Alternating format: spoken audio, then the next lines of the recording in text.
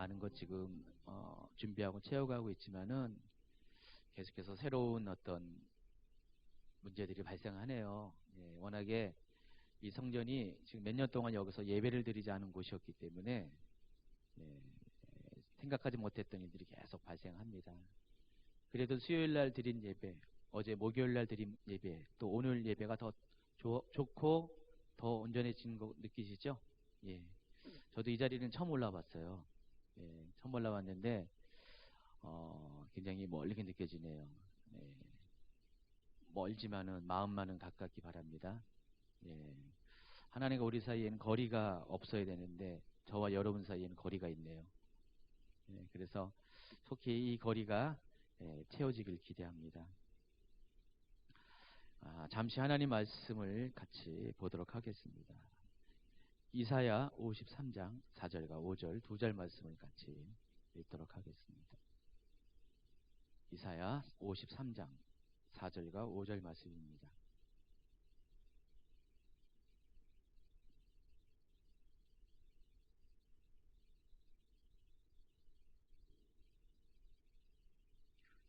자, 준비되었으면 같이 읽도록 하겠습니다. 그는 실로 우리의 질고를 지고 우리의 슬픔을 당하였거늘 우리는 생각하기를 그는 징벌을 받아 하나님께 맞으며 고난을 당한다 하였노라. 그가 찔림은 우리의 허물 때문이요 그가 상함은 우리의 죄악 때문이라. 그가 징계를 받음으로 우리는 평화를 누리고 그가 채찍에 맞음으로 우리는 나음을 받았도다. 실은 오늘 엔타임 강의를 제가 다 준비를 해가지고 원고까지 넘겼는데 그래도 우리가 한 주 동안에 이사하고 준비하느라고 바빴지만은 오늘은 이제 고난주간의 마지막 절정을 이루는 날이기 때문에 제가 고난주간에 관한 말씀을 잠시 좀 전해야 되겠다는 생각을 했습니다. 이따가 우리겠어요. 이게 짧게 끝나면은 시간이 되면 엔타임 강의를 하려는지 모르겠지만은 일단은 그렇게 아주 짧게 오늘 말씀을 준비했습니다. 여러분 동상이몽이라는 단어 아시죠? 원래 이 뜻은 뭡니까? 한 침대에서 다른 꿈을 꾼다라는 뜻입니다. 그런데 보통은 우리가 이 단어를 이렇게 사용합니다. 같은 사건임에도 불구하고 우리가 바라보는 관점이 다를 때 동상이몽이라고 합니다. 똑같은 사건인데 자기 나름대로 자기 이익대로 생각하고 바라보는 관점이 다르다는 것입니다. 사람과 사람 사이도 동상이몽이지만은 실은 하나님과 사람 사이에도 같은 사건임에도 불구하고 생각이 다를 때가 많이 있습니다. 특별히 오늘 바로 예수님의 십자가 사건, 예수님의 고난과 죽으심을 바라보는 관점이 하나님과 우리 사이에는 동상이몽과 같을 때가 많이 있습니다. 오늘 이사야서 53장 4절 5절은 그것에 대해서 우리에게 설명을 하는 것입니다. 보세요. 4절에 보니까 그는 실로 우리의 질고를 지고 우리의 슬픔을 당하였거늘. 그는 누구죠? 자, 예수님입니다. 여러분 이사야가 이 예수님에 대해서 이 이사야 53장에서 예언을 했는데 자그마치 언제 이 예언을 한 건지 아십니까? 예수님이 이 땅에 오시기 전 700년 전에. 여러분 말이 됩니까? 예수님이 오시기 전 700년 전에 이사야는 예수님에 대해서 예언을 했어요. 아주 정확하게 십자가 사건에 대해서 예언을 했습니다. 이사야는 대단한 탁월한 예언가입니다. 선지자인데 이사야는 예수님에 대해서만 예언한 것이 아니라 150년 뒤에 출생할 고레스에 대해서도 예언했어요. 페르시아의 황제 고레스에 대해서도 그 고레스가 이스라엘을 해방시킬 것이라는 것, 포로 생활에서 다시금 이스라엘 땅으로 돌아오게 할 바로 그 장본이라는 것도 이사야는 예언했습니다. 대단한 사람입니다. 150년 뒤에 일어날 일을 예언했고 또 700년 후에 일어날 예수님의 사건에 대해서도 고레스는 정말 놀랍게 정확하게 예언을 했습니다. 자, 오늘 그 이사야 53장의 이야기를 하고 있습니다. 자, 예수님은 실로 우리의 질고를 지고 우리의 슬픔을 당하셨습니다. 그런데 사람들은 뭐라고 생각합니까? 한번 여러분 읽어볼까요? 그는 징벌을 받아 하나님께 맞으며 고난을 당한다. 이렇게 생각을 했다는 것입니다. 자, 하나님의 생각과 사람의 생각은 다르다는 것입니다. 근데 우리가 이 하나님의 생각과 사람의 생각이 다르다는 것은 이 예수님의 십자가 사건을 바라보는 관점이 다를 수밖에 없는 그런 원인을 제공하기 때문에 우리가 우리의 관점에서 보는 것이 아니라 하나님의 관점에서 이 십자가 사건을 바라보아야 한다는 것입니다. 계속해서 읽겠습니다. 5절입니다. 이번에는 예수님으로 글을 예수님을 바꿔서 우리가 읽도록 하겠습니다. 예수님의 찔림은 우리의 허물 때문이요 예수님의 상함은 우리의 죄악 때문이라. 예수님이 징계를 받음으로 우리는 평화를 누리고 예수님이 채찍에 맞음으로 우리가 나음을 받았도다. 자, 이 말씀 그대로 이사야가 예언한 그대로 예수님은 여러분 때문에 여러분의 질고를 지고 또 여러분의 슬픔을 위해서 십자가를 당하셨습니다. 그래서 예수님의 찔림은 우리의 허물 때문입니다. 예수님의 상함은 여러분의 죄악 때문이고 예수님이 징계를 받는 이유는 바로 여러분의 평화를 누리게 하기 위함입니다. 또 예수님이 채찍에 맞음으로 여러분이 나음을 입었습니다. 자, 그러므로 사람의 생각에는 이 십자가 사건은 굉장히 슬픈 일이죠. 그렇죠? 예수님이 고난을 당했는데 여러분 한 주간 어떻게 눈물 흘리면서 지냈습니까? 매일매일 예수님의 고난을 생각하면서 슬픔에 잠겨서 침묵을 하면서 아마 밥도 안 드신 분도 계실 텐데 금식을 하면서 매일매일 기도하면서 1년 내내 안 하던 기도도 이때는 또 하는 분도 계시죠. 1년 내내 안 하던 금식도 이때는 하시는 분도 계실 것입니다. 자, 그렇게 여러분이 한 주간을 지내셨습니까? 자, 이것은 사람의 생각입니다. 우리의 생각에는 정말 이 고난, 예수 그리스도의 고난과 십자가는 슬픈 일입니다. 당연히 우리는 이 고난 때문에 우리 또한 슬픔의 시간들을 보내야 된다고 생각합니다. 그러나 하나님의 생각은 다르다는 것입니다. 그러니까 여러분의 생각은 이것이 슬픈 일이지만 하나님의 생각은 슬프지 않습니다. 물론 그 아들 되신 예수 그리스도가 고난당하시고 십자가에 고통을 당하시고 죽으신 것은 슬픈 일이에요. 그러나 하나님의 입장에서는 그 십자가로 인해서 더 많은 하나님이 창조한 정말 눈에 넣어도 안 아픈 보석과 같은 여러분들의 생명이 죽음 가운데서 죄악 가운데서 살아난다는 것은 하나님의 생각에는 굉장히 기쁜 일이라는 것입니다. 자, 이사야는 바로 그런 관점으로 오늘 우리에게 예수님의 십자가 사건을 바라보고 있다는 것입니다. 자, 예수님의 십자가는 그렇기 때문에 고난당하는 자, 상처 입은 자, 아파하는 자, 또 질고를 경험하는 자에게는 이것은 슬픈 사건이 아니라 바로 기쁜 소식, 복음이라는 것입니다. 자, 이스라엘에서는요 매년 6월절 기간에 온 가족이 모여서 6월절 시간을 함께 보낸다고 합니다. 지난번에 이스라엘 다녀왔을 때 그 선교사님이 이스라엘 간 지 얼마 안 돼가지고 그 담당 교수님, 히브리대 담당 교수님께서 6월절 때 자신을 초청했대요. 자신의 가족들.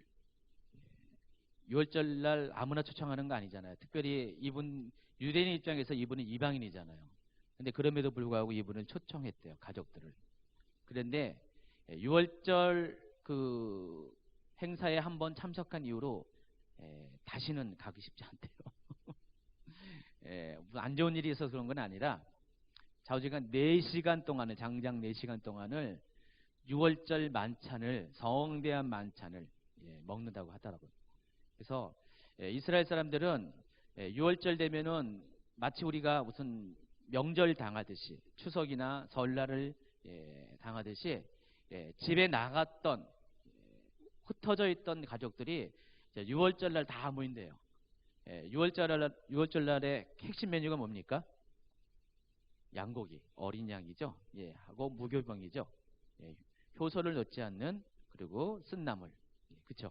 그래서 우리가 알고 있는 이 3가지 기본적인 음식 외에 더 많은 음식들을 준비한대요. 그래서 사실은 6월절은요 우리 명절 음식을 먹는 것처럼 굉장히 많은 다양한 음식들이 준비돼서 만찬을 즐긴다고 합니다. 그래서 어린 양을 잡을 때는 반드시 사람 수가 8명 이상이 돼야 된대요. 8명 이하로는 어린 양을 잡을 수가 없어요. 성경에는 8명 이상만 어린 양을 잡으라는 법은 없는데 아마 제가 보기에는 거기에 있는 전통인 것 같아요. 랍비들이 만든 어떤 뭐 미시나 같은 전통인 것 같아요. 그래서 8명을 채우기에 살 수 없이 가족이 안 차면은 이방인도 부르시나 봐요. 그래서 그 덕분에 이 선교사님이 그 교수님 가정에 초청을 받아서 갔대요. 근데 자주가 4시간 동안을 계속 먹고 이야기하고 성경도 읽고 기도도 하면서 그 4시간 넘게 계속 그 시간을 갖는데요. 근데 이방인의 입장에서는 그것이 굉장히 지루했는지 몰라도 유대인들의 입장에서는 그 시간이 굉장히 즐겁고 좋은 시간, 굉장히 기쁜 시간이었다는 것들을 말씀을 해 주셨습니다. 이와 같이 유대인들에게 6월절은요 축제의 날입니다. 기쁨의 날입니다. 역사적으로 6월절은 어떤 의미가 있습니까? 유대인의 7대 절기 중에서 첫 번째 절기가 시작되는 바로 그 절기죠. 그래서 그 민족력, 유대인의 민족력에 의하면은, 그러니까 달력이 유대인은 3가지가 있습니다. 그 중에서 이제 민족력에 의하면은 6월절은 그 해의 첫날이에요. 첫날이 됩니다. 1월 1일이에요. 신년에 해당하는 겁니다. 그래서 이 6월절은 7대 절기도 들어가 있고 또 7대 절기 중에서도 더 축소된 더 핵심적인 3대 절기 중에 하나가 6월절입니다. 그래서 6월절이 되면은 이스라엘 사람들은 자주가 하나님을 예배해서 성전을 찾아야 됩니다. 그만큼 6월절이 굉장히 중요한데 이 6월절이 유대인에게 있어서는 굉장히 축제의 날, 기쁜 날이라는 것입니다. 자, 그런데 자, 이 6월절 날 어떤 일이 있습니까? 바로 어린 양을 잡습니다. 자, 요한복음 1장 29절에 보면은 세례 요한은 예수님을 가리켜서 뭐라고 합니까? 보라, 세상 죄를 지고 가는 하나님의 어린 양이다. 예수님에 대해서 어린 양이라고 소개를 합니다. 세상 죄를 지고 가는 어린 양이라고 소개합니다. 자, 이는 예수님을 가리켜서 바로 그들이 유대인으로서 그들이 경험한 6월절 어린 양에 빗대어서 예수님을 소개한 것입니다. 자, 예수님은 바로 어린 양이 되어서 이 땅에 오셨습니다. 마태복음 26장에서도 예수님은 잡히시기 전에 제자들과 함께 6월절 만찬을 하시게 됩니다. 이때 예수님은 떡과 포도주를 나눠주시면서 이 떡은 내 살이요, 이 포도주는 바로 내 피다라고 말씀하시면서 결국은 뭡니까? 예수님 자신이 6월절 어린 양으로서 자신의 살과 피를 나누어 주시는 것들을 그런 의식을 통해서 우리에게 가르쳐 주셨습니다. 그러므로 이 고난주간은 특별히 오늘 이 마지막 실제로 예수님 당시에 이 날이 6월절 날이었어요. 6월절 만찬이 있었 날입니다. 근데 이제 지금 달력으로는 유대력에 의한 6월절은 앞으로 한 달 뒤에요. 4월 22일이 6월절입니다. 그러니까 좀 약간 달라요. 기독교 계산법하고 유대 계산법이 달라서 시간이 지르니까 2000년 전에는 바로 이날이 6월절이었는데 지금은 약 한 달 뒤가 6월절입니다.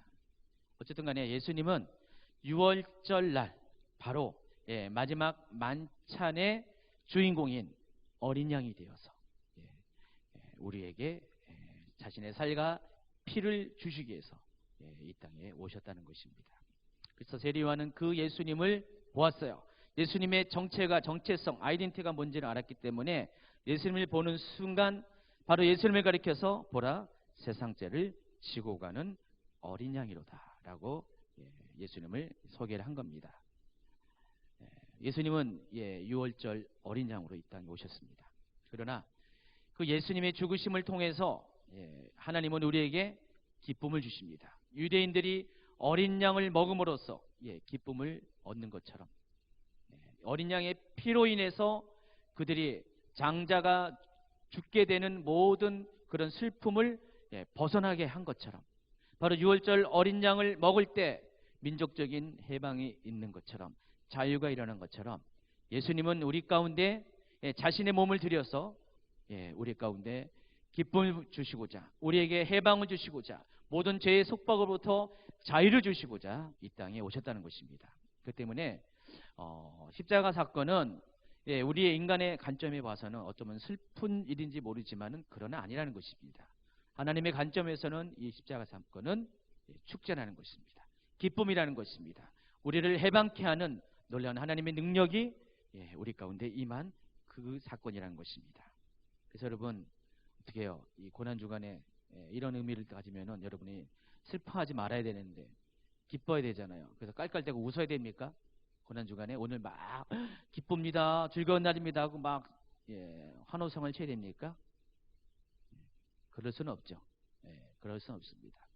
하나님의 관점에서 이 유월절은 정말 그런 날인 것은 사실인데 중요한 것은 하나님의 관점과 더불어서 하나님의 관점이 우주적인 거시적인 관점이라면은 미시적으로 바로 나의 관점에서 또 보면은 바로 이 유월절 사건은 이 어린 양 대신 예수 그리스도의 십자가 사건은 바로 나 때문에 그 누구도 아닌 나 때문에 죽으신 그 놀라운 사건이라는 것입니다.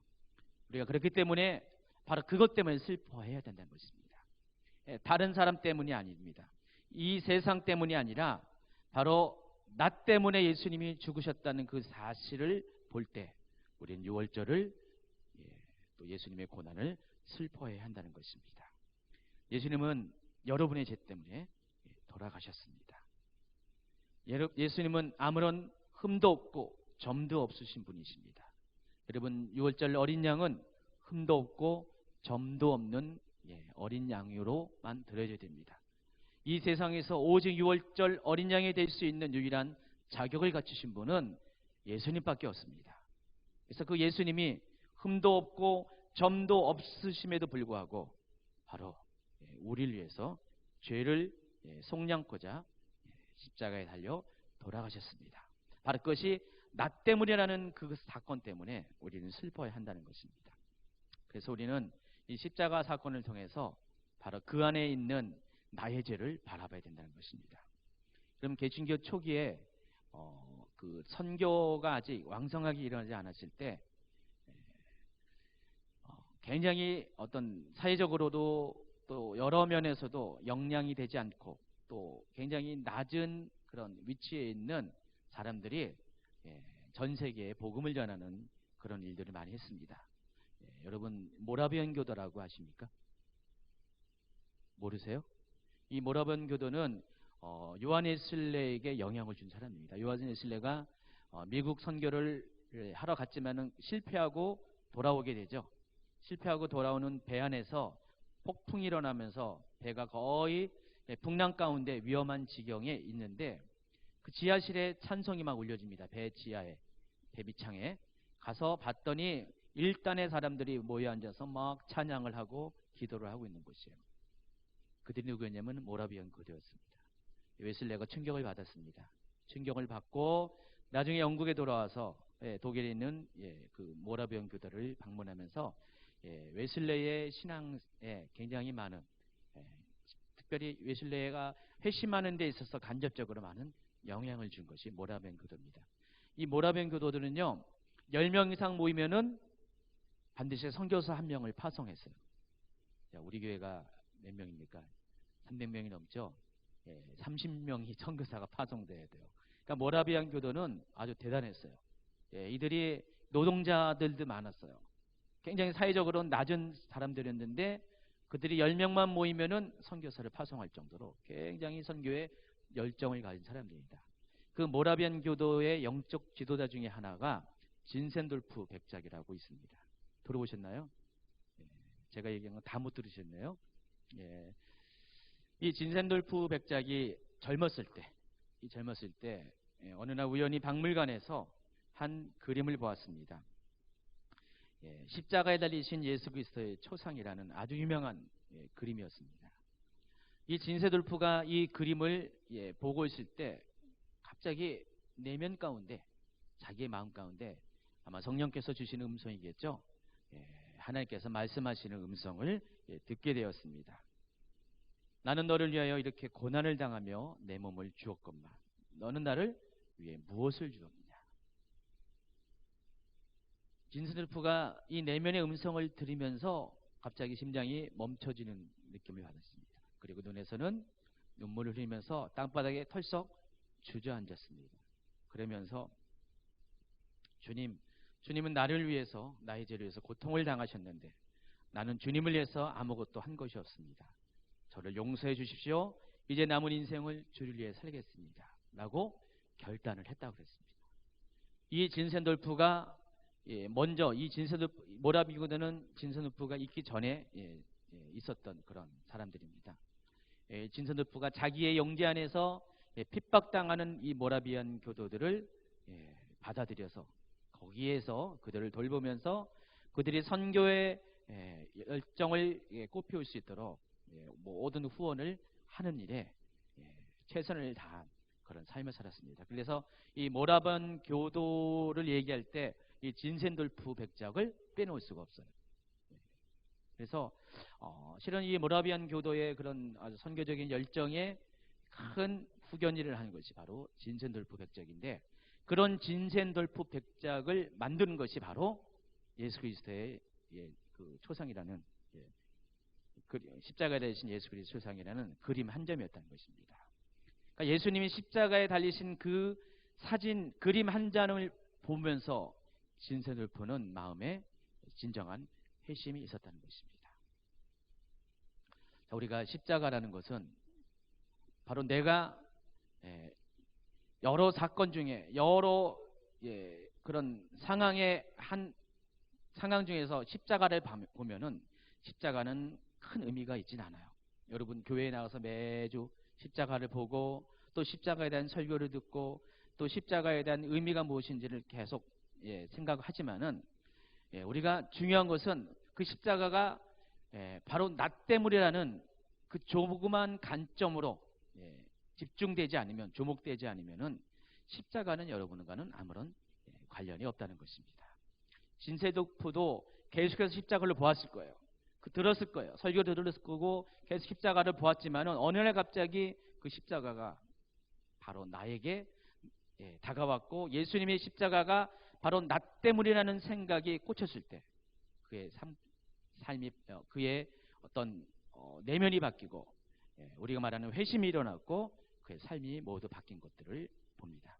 그렇기 때문에 여러분의 삶 가운데 십자가를 생각할 때마다 그것이 나 때문이라는 어떤 거룩한 꼭 그 주문이라고 하기보다도 어떤 그런 이야기들, 생각들 또 말들을 계속해서 여러분에게 쏟아 놓아야 된다는 것입니다.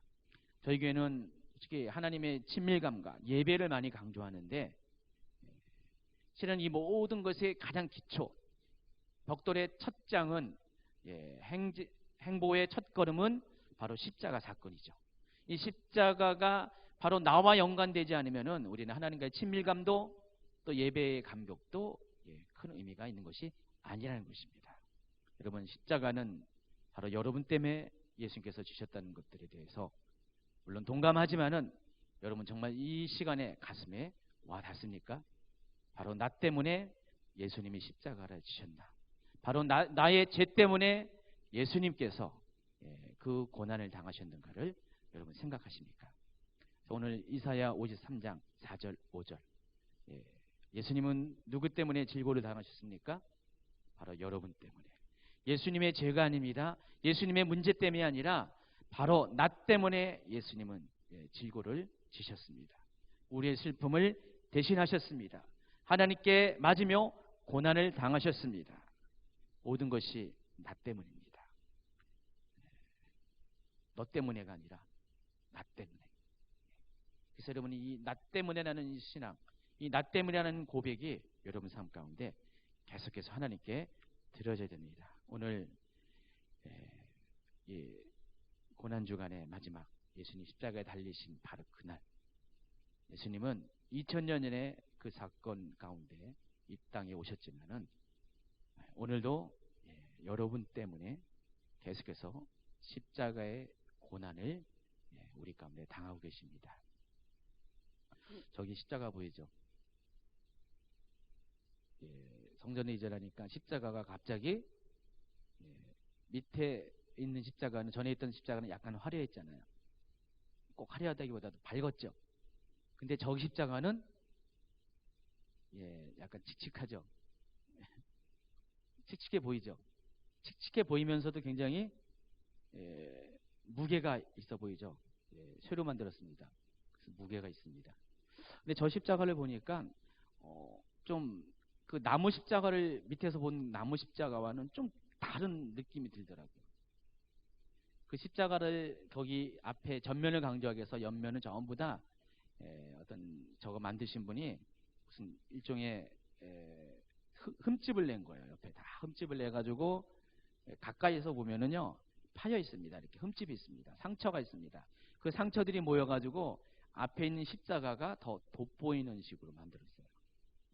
그걸 보면서 저기 있는 옆면에 있는 모든 상처가 예수님께서 당한 상처라는 생각이 들어옵니다. 제가 이번에 이스라엘 가서 알았는데 우리가 보통 그림 가운데 십자가는 예수님이 다리를 가지런히 앞으로 해가지고 전면에서 못을 박았죠. 그게 아니었더라고요. 진짜 십자가는 다리를 십자가의 양면으로 이게 아니라 요렇게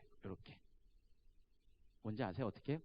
다리가 요렇게 딱 되는 게 아니라 한쪽은 요렇게 한쪽은 요렇게 하는 겁니다.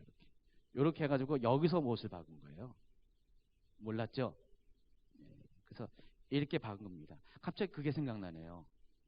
옆에 있는 이런 상처들을 보면서 예수님이 이렇게 양쪽으로 이렇게 달리셨어요.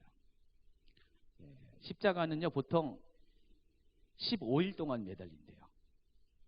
예수님은 단지 6시간 만에 십자가에서 죽으셨죠. 15일 동안을 십자가에서 버팅기다가 고통을 당하다가 사람이 죽는 거예요. 여러분 십자가에 15일 동안 매달려 있다고 생각해 보세요. 굉장히 그것은 고통일 겁니다. 근데 저 십자가를 보면서 갑자기 예수님이 달리신 바로 그 장면이 삽니다.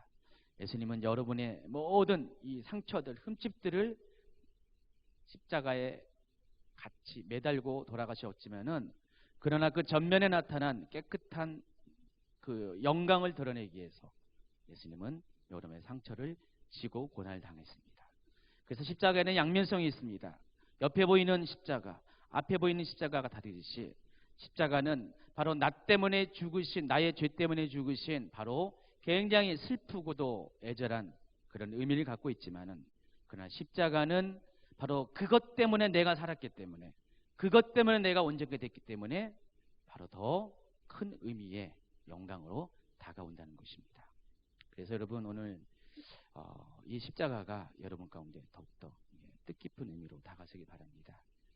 오늘 우리가 이 고난주간에 어떻게 예수님이 십자가에 달리셨을까, 어떤 모습을 달렸을까를 작년에 잠깐 보여줬던 영상을 한번 다시 보여줄 겁니다. 우리 가상칠언 그 영상 작년에 잠깐 보여줬는데 올해도 다시 한번 보여줄 겁니다.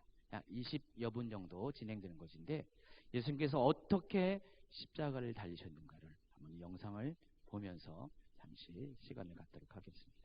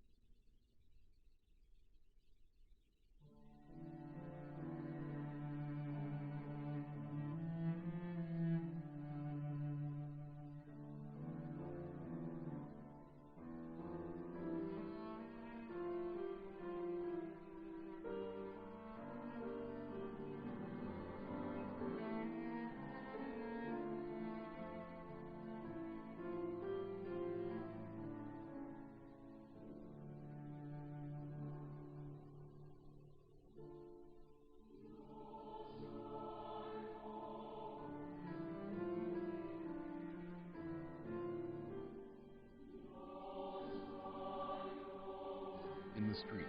She struggles through soldiers. I'm here. She grips her son's robe. Jesus touches his mother's face. See, Mother?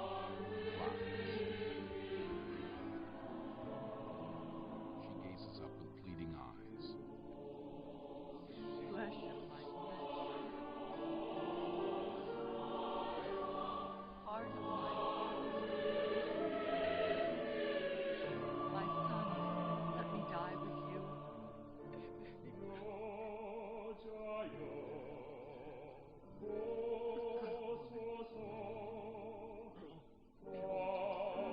John licks his hands.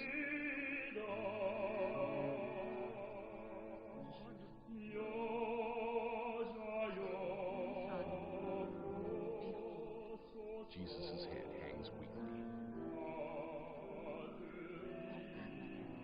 His arms around Mary's shoulders. John nods tearfully. Mary extends her hand toward her.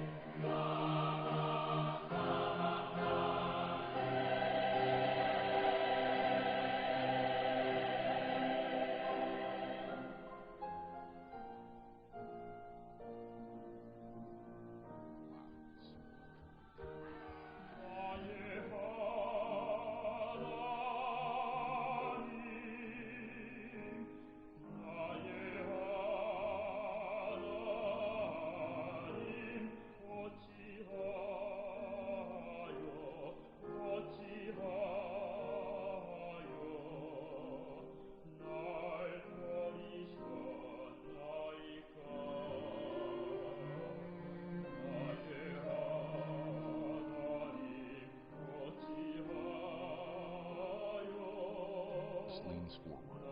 His wet hair hangs limply in front of his face. He shivers and droplets fall from the ends of his hair.